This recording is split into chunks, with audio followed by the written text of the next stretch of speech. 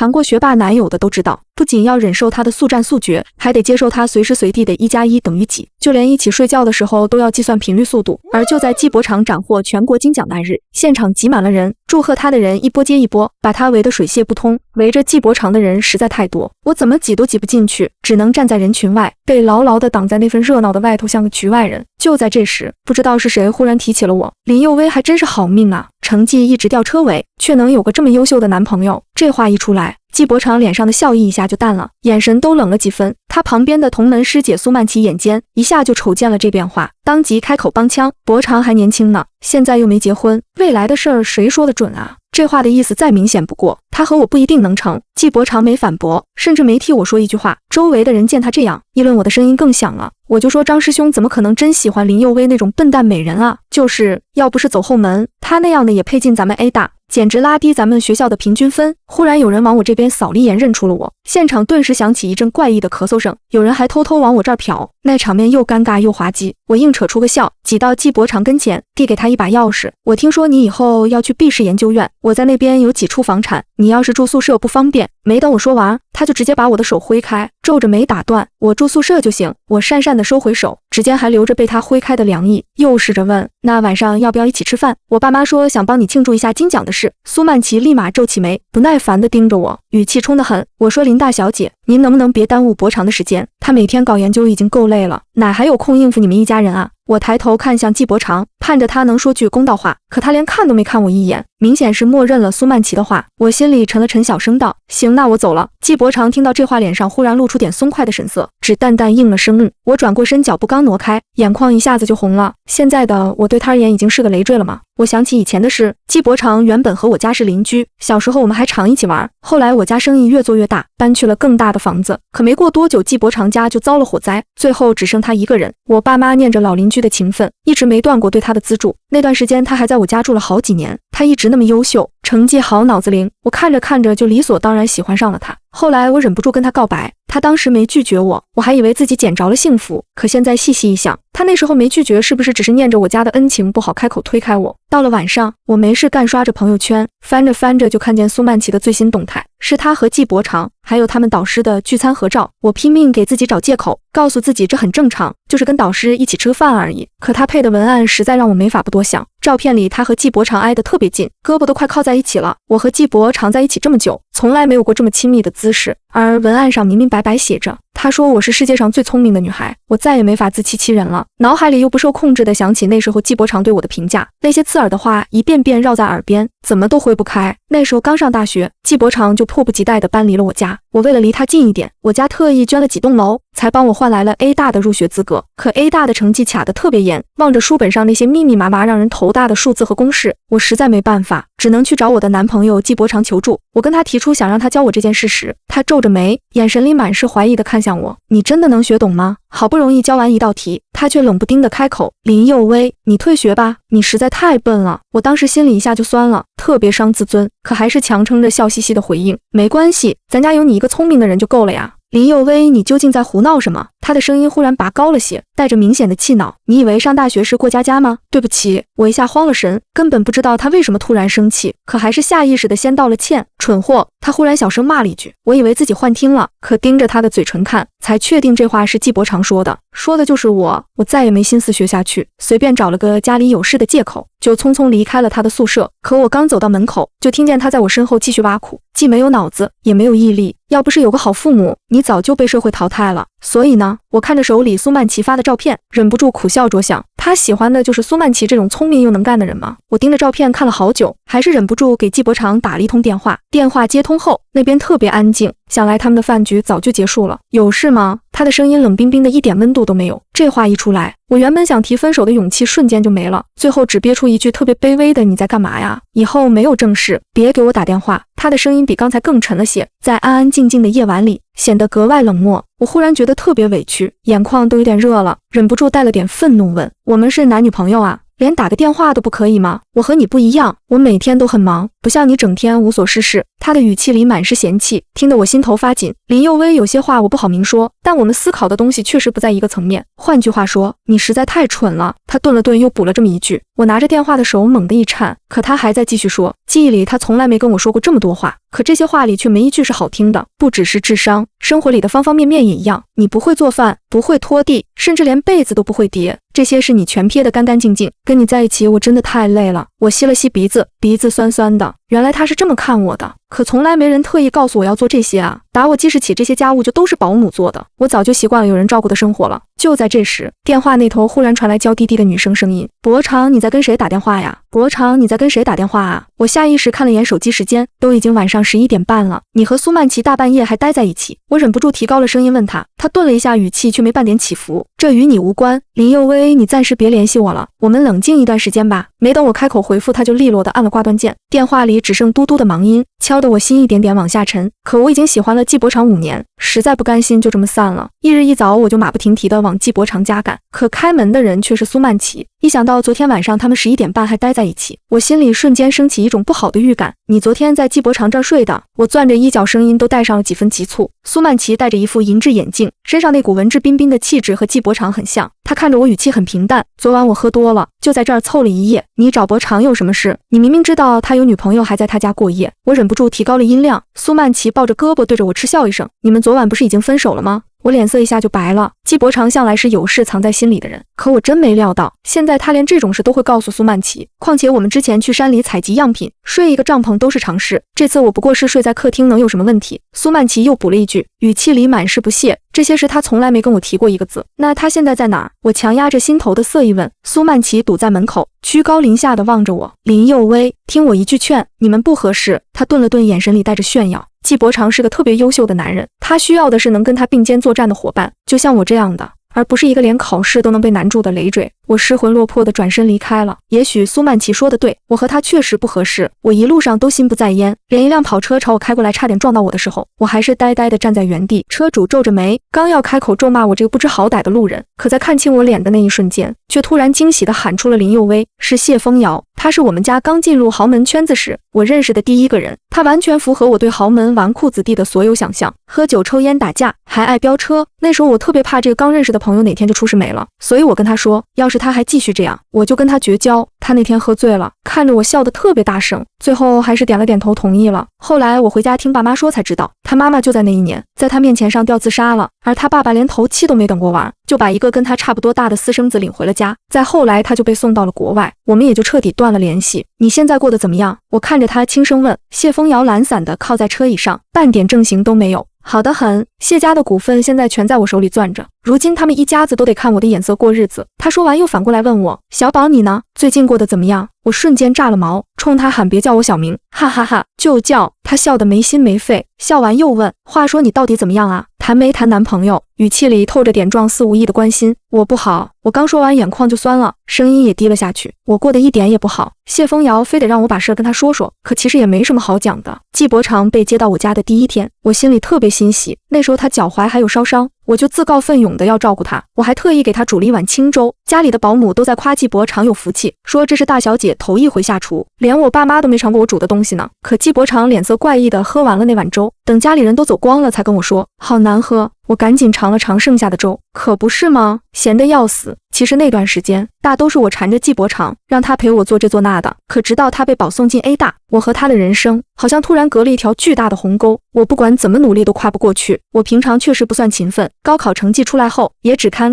够到2本线，可我就是想离他近一点啊。后来我终于进了 A 大，跟他碰面的时候，他脸上没有半分欣喜，反而满是浓浓的嫌弃。他还回头跟身后的苏曼琪解释，这是我女朋友。苏曼琪挑了挑眉，语气里带着点嘲讽，你女朋友就是那个走后门进来的关系户。我没法辩解，因为他说的全是事实。他是真的忙，从来没陪我约过会，没陪我吃过饭，也没陪我看过电影。终于有一回我在食堂碰到了他，我赶紧欣喜地朝他打招呼，可他只淡淡看了我一眼，接着就把刚打好的饭递给了苏曼琪，还轻声说，老师说不让你吃辣的这个没放辣。我忽然觉得特别难堪，胸口像被人狠狠扇了一巴掌似的。中午的食堂人特别多，我环视了半圈，视线最后落在了季伯长对面的空位上。就只有那个位置空着了，请问这里有人吗？我小声地问。季伯常头都没抬一下，一直聚精会神地看着手机里的文档。倒是苏曼琪点了点头，说坐吧，没人。伯常，你最近在忙什么呀？都半个月没跟我说过话了，给你发微信也不回。我一边不满地戳着碗里的饭，一边抬头看着他。伯常最近在准备一个研究项目，上面的领导一直不批资金，所以他才忙得没顾上别的。苏曼琪抢先替他回答，是什么项目呀？要不要我帮忙？我又问季伯常，季伯常这才抬起头，脸上的表情像是有点无语。你能帮上什么忙？我手机里这些数据你看得懂吗？他一边说一边把手机递到我面前，屏幕上全是密密麻麻的公式，我是真的看不懂，我只是想帮你而已呀，就算你不需要也不用用这种态度对我吧。我小声嘟囔，他没搭理我，反而转头问了苏曼琪一个数据，接着两个人就开始讨论起来，说得特别投入。他们说的那些话我一个字都插不上嘴，只能低着头默默扒着碗里的饭。季伯常吃完就直接站起来跟苏曼琪一起往外走，临走前他还冷冷地丢下一句，你要是真为我好想帮我，以后就少来烦我。隔天我悄悄委托了一家小公司，让他们去联系霍教授，说愿意投资他牵头的研究项目。霍教授一听有投资，高兴的不行，立马带着季伯常和小公司的张老板去参观学校的实验室。可我真没料到会在这里遇见他们，所以当张老板远远叫住我的时候，我还有点发懵，脑子一时没转过来。林小姐，您也在这所学校念书啊？季伯常其实性子挺高傲的，除了最基本的学费是我家早年资助的，之后就不肯多花我家一分钱，连平常的生活费都是他自己靠勤工俭学挣来的。我怕被他看出端倪，赶紧笑着应付。对呀，张叔，原来你说想投资的项目就是我们学校的呀。张老板的公司虽不大，人却特别精明，一眼就明白我的心思，赶紧打圆场。对啊，不然你也跟我们一起去吃个饭，人多热闹嘛。就这样，我这个月终于和季伯常吃上了第二回饭，还是托了投资的福。饭桌上，霍教授看向我，笑着问季伯常：“伯常啊，这位就是你那个女朋友吧？”季伯常一向尊敬霍教授，老老实实点头：“是的，教授。”霍教授笑了起来：“你小子肯定是看人家姑娘长得漂亮，不过我是过来人，得跟你说句实话，找女朋友还是得找有共同语言的。我可听若彤说了，你这小女友上学期还有科目挂了呢。”季伯常听了，脸上有点挂不住，顺着话头说：“她确实笨得很，挂科也不奇怪。”我端着水杯喝水的动作猛地一顿，心里又酸又涩。张老板见状赶紧出来打圆场：“哎，霍教授您这就不知道了。林小姐在我们那个圈子里可有名了，她那一手小提琴拉得简直惊为天人，连我这油腻大叔都早有耳闻啊。”可说起这事，霍教授反而更坚定了自己的想法：“伯常，你看看，你们一个搞艺术，一个搞科研，根本没一点共同语言吗？”季伯常低着头，一句话也不说，像是默认了这话。我实在忍不住，气鼓鼓地看向霍教授：“霍老师，我还在这儿呢，您这么明着劝分，真的合适吗？你看你还生气了。”霍教授装出一副无奈的样子，摇了摇头：“我不是针对你，就是觉得你们平常也见不着多少面，怕他耽误了你吗？这是我和他两个人的事，就不劳烦霍教授操心了。”林佑威，你怎么跟霍教授说话呢？季伯常突然皱起眉，语气带着气恼：“快跟教授道歉！我说错什么了吗？明明是他一直劝我们分手，哪有老师天天跟学生说这种话的？我也来了脾气，快道歉！”季伯常的语气更重了：“如果我说不呢？”我盯着他不肯退让。好了好了，都别气了。张老板赶紧上前拉架，就因为这点小事闹僵，多不值当啊！您说是不是霍教授？霍教授赶紧点头：“对呀对呀，不过不是我说您老霍。”张老板话锋一转，不赞同地看着霍教授：“人家小情侣的事，您瞎掺和就是您不对了。宁拆10座庙，不拆一桩婚，这句话您没听过吗？”霍教授脸上的笑很牵强，可他不敢得罪张老板这个金主爸爸，只能赶紧说：“这是我的错，以后我再也不在孩子们面前说这些有的没的了。”这事就算这么过去了。可我和季伯常最后还是不欢而散，饭也没吃好。事后张老板特意找到我，压低声音说：“这个霍教授有点问题啊，你是不是哪里得罪他了？”我想了想，把心里的猜测说出来：霍教授的女儿霍若彤可能喜欢季伯常，这个老不死的，为了自己女儿连这种损招都用出来了。张老板骂了一句，又提醒我：“你那个小男友看着挺信任霍教授的，以后保不准真听他的话跟你分手，你可得留心点。”我灭手里的手机，心里乱糟糟的，真到了那一天再说吧。不是我说小宝，你就那么爱他吗？谢风瑶的语气里带着点酸溜溜的，他都对你这种态度了，你还不肯跟他分手？我没纠正他叫我小明，反而顺着他的话陷入了回忆里。其实季伯常最开始不是这样的，那时候他虽然表面看着冷清，可做出来的事却很热情。他刚到我家的第2天，我爸妈就出差了，那天是周末，我还在睡懒觉就被他叫醒了。我揉着眼睛，睡眼惺忪地看着他：“怎么了呀？”他一手拄着拐杖，一手端着一碗清粥。那时候他脚踝的烧伤还没好透，粥上面撒了点稀碎的葱花，淡淡的香味飘进我鼻子里。季伯常的耳根有点红，语气却装作平淡：“让你尝尝什么才是好喝的粥。”他做的粥是真的好喝，因为我喜欢喝，所以之后那几年他几乎经常做给我喝。直到高2那年，我开始陆续收到别的男生递的情书，季伯常每次看到那些情书都会黑着脸给扔掉，然后还会板着脸劝我早恋不好影响学习。那时候他已经比我高了整整一头，薄唇一张一合说着教导的话，可我看着他的脸，根本听不见他在说什么。我一时冲动，凑上前轻轻吻了他一下。他愣了一下，立马推开我，语气有点急：“林佑威，你知道自己在做什么吗？”我不满地撅着嘴，又凑上去像平常那样跟他撒娇。我知道呀，林同学，可我喜欢你呀。就这样，我们顺理成章的在一起了。高三下半年，他在我家住的事不知道怎么传了出去，学校里有不少恶劣的人，总借着开玩笑的名义调侃这件事。有人说季伯常是我的舔狗，还有人说他是我的童养夫，更难听的说他就是拜金，故意接近我是图我家的财产。我听了特别生气，当场就跟那些人辩驳。可季伯常却拉住我说不用理会他们，他还伸手摸了摸我的头，语气很轻，就是一些流言而已，不痛不痒的，跟那群人较什么劲。可他自己都没发现，从那时候起他已经在下意识地远离我了。在家里的时候还好，到了班级里，他几乎从来不主动找我说话，连眼神都很少跟我对视。我那时候总安慰自己，等上了大学就好了。可我真没料到，上了大学以后，这种情况反而更恶劣了。我内心忍不住怀疑自己，我真的很笨吗？你别听季伯常胡说。谢风瑶立马激动地反驳，你最聪明了。他又掰着手指头数，你想想，全国本科率才5%，你高考分数够本科线已经很厉害，而且你还会拉小提琴，会跳舞，你就是世界上最厉害的女孩。我被他说的心里甜滋滋的，高兴极了。晚上又跟他一起吃了饭，临走时谢风瑶笑着说，明天我还找你玩哈。我疑惑地看着他，你现在可是总裁哎，不需要上班吗？他拍着胸脯说，歌手底下养那么多人又不是吃干饭的。翌日谢风瑶就带着我去了个新科技展览会。小宝，我知道你不喜欢这种无聊的场面，可我助理请病假了，咱们去一趟刷个脸，半小时就成。我无所谓的摇了摇头，没关系啊，再无聊也没我考试的题目无聊，别提考试了。谢风瑶一脸菜色，你别看我今天穿一身高定西装像个高端人士，我大学都延毕3年了。我毫不顾忌的大笑出声，你好菜。到了地方，他贴心的帮我打开车门，到了，公主请下车。我故作金贵的点点头，跪安吧小瑶子。科技展比我想象的还要无聊，谢风瑶去和几个老总寒暄，我就躲在个角落等他。忽然一道熟悉的声音传过来，谢谢王总，这项技术多亏了您支持。是季伯常的声音。王总眼里满是欣赏，也多亏了小林你争气，这技术要是真研发出来，简直能轰动全国。和季伯常向来形影不离的霍若彤笑得像朵花，我们伯常就是优秀。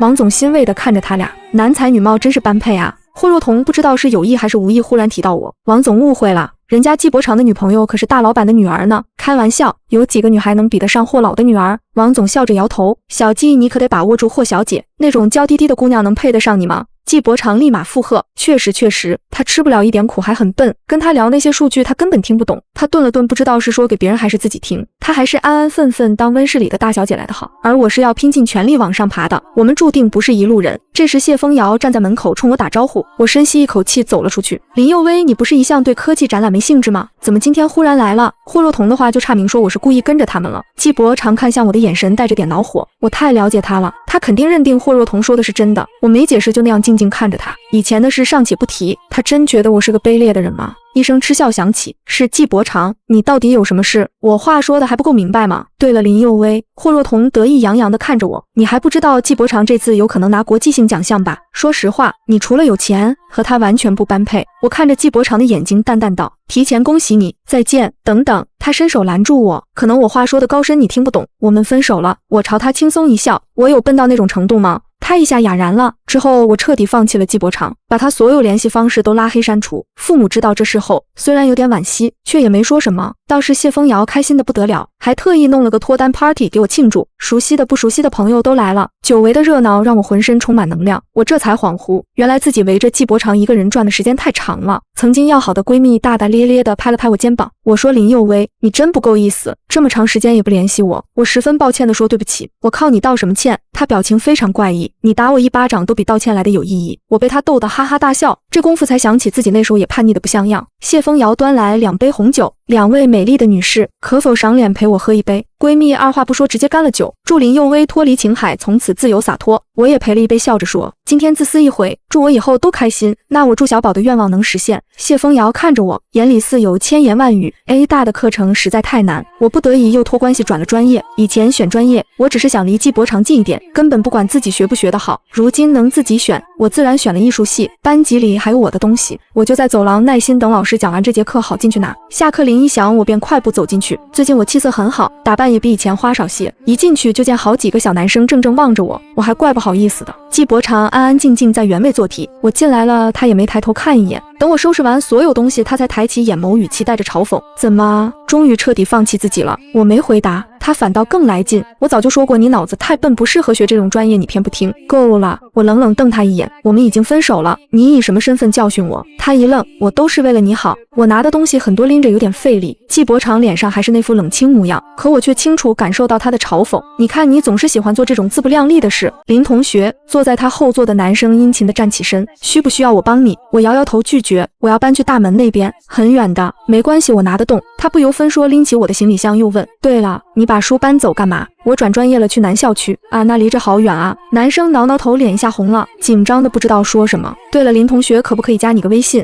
我点了点头，可以呀，谢谢你今天帮我，等会请你喝奶茶。临走前，我不经意瞥见季伯常，一向面不改色的他脸色忽然难看得很，在艺术系待着特别舒服，身边的人都很好。待了一阵，我才真正明白大学生活的乐趣。这天班长突然说，下个月校庆，咱班谁会拉小提琴？领导点名要这个节目，没人会就得把机会让给隔壁班了。我立马自告奋勇举起手，我应该可以，我小提琴早过10级了。班长这才松了口气，因为北校区比我们所在的校区大很多。校庆当日，我们都去了北校区，后台里同学盯着我裙子夸，哇塞，佑薇，你这裙子好好看，在哪买的？我透过化妆间的落地镜看了看，身上的鱼尾长裙像月光洒在波光粼粼的湖面上，特别动人。我没说裙子是谢风瑶特意帮我定做的，只笑着说，现在他家就这一条了，不过咱俩身形差不多，你喜欢就借你穿一阵。太好了，对了，下一个就是你的节目，别紧张啊。同学又叮嘱道。主持人念到我名字时，我坦然走上台，抬眼一看，第一排坐着的显而易见是 A 大的各位领导，而第二排正中央竟坐着季伯常和霍若彤。季伯常看见我的刹那眼神里闪过惊讶，好像不明白我为什么会在这里。我选的曲目是摇滚黑与红，曲子又洒脱又有节奏感，聚光灯一下打在我身上，这一刻自信忽然像成了我与生俱来的东西。曲子刚拉完，2段台下就陆续响起鼓掌声和尖叫声，我在这份期待里继续演奏，一曲终了，现场的欢呼声简直要掀过云浪，特别响亮。我向台下观众鞠了一躬，这一刻连荣耀都像在向我俯首。起身时，我忽然看见对面多了个人，是谢风瑶。她今天穿了身特别正式的西服，手里捧着一束郁金香，这是我最喜欢的花。我没注意他什么时候多了个麦克风，只听他说，很抱歉打扰大家一点时间，本来这是我想拖到晚上的，但我实在等不及了。在场的气氛一下就火热起来，年轻学子都预感他要做什么。谢风瑶一步步走到我面前，把花递给我，接着他缓缓拿出个精致的小盒子，打开里面是枚戒指。林佑薇，你可以做我女朋友吗？我简直哭笑不得，你这阵仗我还以为是求婚呢，关于你的一切事都值得我重视。他认真地说，他这么好，我实在没有不同意的理由，我愿意和他成为情侣。我让谢风瑶去后台门口等我，自己去换衣服。这裙子虽然好看，可穿在校园里还是太惹眼。可没想到的是，刚走到门口，我就看见季伯常站在那儿，看那样子应该等了很久。林佑薇，没想到你这么快就又找男友了。他开口的语气带着几分指责，我完全不明白他的意思。我们都分手1个多月了，更何况你当我男朋友时就和霍若彤同吃同住，他喝多了还能在你家过夜，这些我有说过什么吗？你在胡说什么？季伯常一脸莫名其妙。霍若彤是我很尊敬的师姐，我什么时候和她过夜了？接着他不知道想到了什么，才慢慢开口解释，那天他确实喝多了，但没在我家过夜，我在附近帮他找了家酒店而已，这跟我没关系，反正都是他跟我说的，我不想纠结这些，你来找我到底有什么事？他悠悠地看着我，不知道在琢磨些什么。没事就不能找你吗？谈恋爱时1个月都见不着你几回，分手了倒说这话，你是不是有点……我话没说完，他脸色一下就沉了，突然伸出一只手抓住我的手臂，箍得我有点疼。林佑薇，你以前不是说不管我怎么样都喜欢我吗？你怎么言而无信？你有病吧，季伯常。我只觉得他特别莫名其妙，是你先跟我提的分手，也是你说我配不上你，放开小宝。谢风瑶突然大步冲过来，一把季伯常推开，厉声说，滚。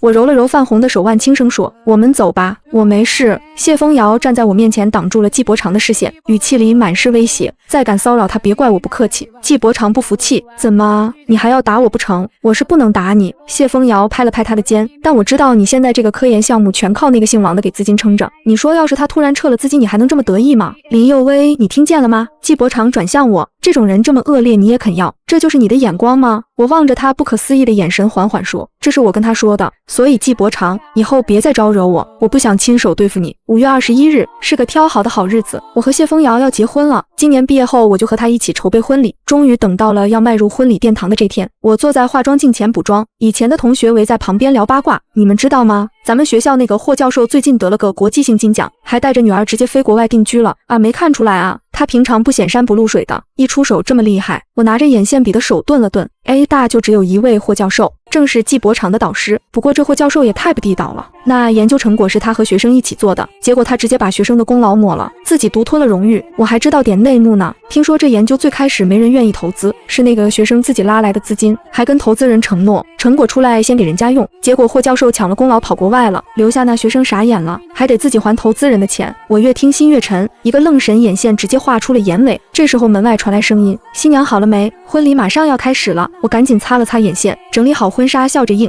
好了，这就来。婚礼和我预想的一样，盛大又浪漫。谢风瑶果然没辜负我的期待，这2年里他一直待我如初。交换戒指时，他声音带着哽咽，拿婚戒的手都在微微发颤。小宝，对不起，我太激动了，你愿意嫁给我吗？我刚要点头说我愿意，一道大喊声突然炸响：林佑威！我转头一看是季伯常，他现在眼眶发黑，下巴冒出清茶，跟以前那个意气风发的青年完全是2个人。别嫁给他好不好？他冲过来，语气带着恳求。我只觉得好笑。那嫁给谁？嫁给你吗？我错了，佑威。他抓着我的手，只要你回到我身边，让我做什么都愿意。不可能了，我轻轻抽回手，摇了摇头。我们之间没一丁点可能。为什么是他？凭什么是他？他突然激动起来，恶狠狠地质问：他到底有什么好的？我认真地看着他，一字一句说：他从不嫌弃我笨，就这一个理由就够了。就因为这个。他愣住了，是我看着他的眼睛。高中的时候，别人嫌弃你家世不好，说你配不上我，你知道那种难堪。当初你觉得我笨，信誓旦旦说我配不上你的时候，我和你那时候的感受是一样的。